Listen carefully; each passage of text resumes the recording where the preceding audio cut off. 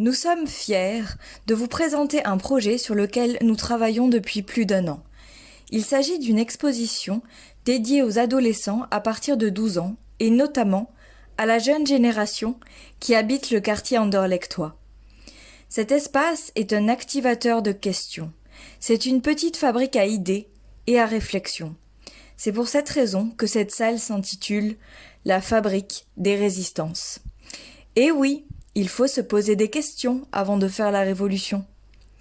Nous avons imaginé pour cela quelques dispositifs visant à expliquer aux plus jeunes les mécanismes qui font les résistances contemporaines, c'est-à-dire depuis 1945 à aujourd'hui. La fabrique, c'est un peu une boîte à outils, structurée par 4 axes. Pour vivre pleinement cet espace, suivons le parcours de Sacha à travers la fabrique.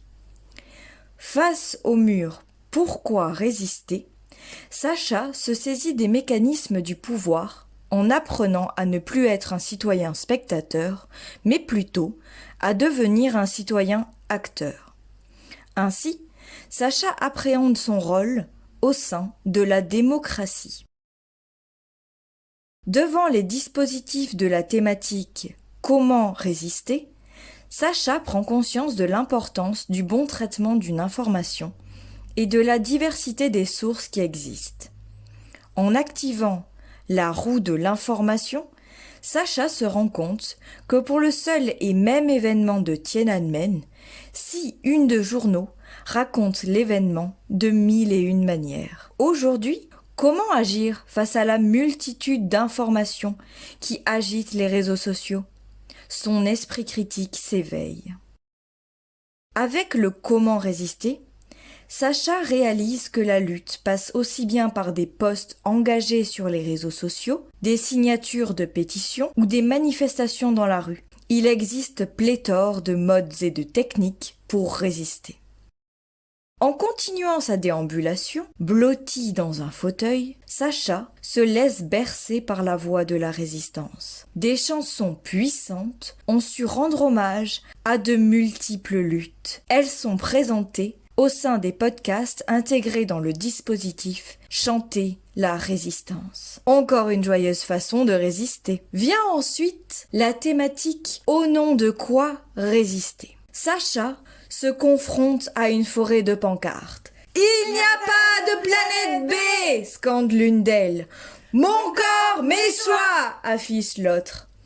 Au dos de ces pancartes, Sacha lit avec attention les définitions de diverses luttes contemporaines. Féministes, écologistes, décolonialistes, lutte queer ou encore antivalidisme lui sont dévoilées. À Sacha de découvrir vers laquelle son cœur balance. Son cœur ? Eh oui, puisque la résistance est aussi une histoire d'émotion.